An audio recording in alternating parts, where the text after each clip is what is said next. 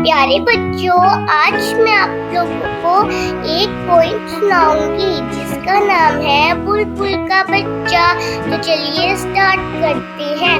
बुलबुल का बच्चा खाता था खिचड़ी, पीता था पानी। बुलबुल का बच्चा, बुलबुल का बच्चा।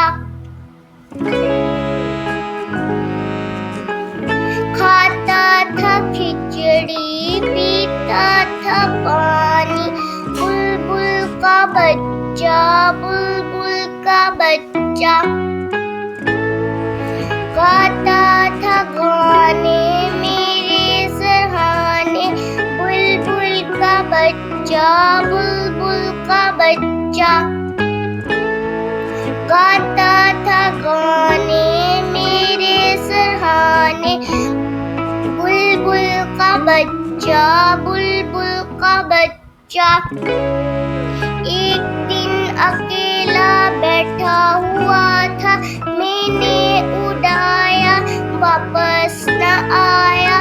बुलबुल का बच्चा, बुलबुल का बच्चा।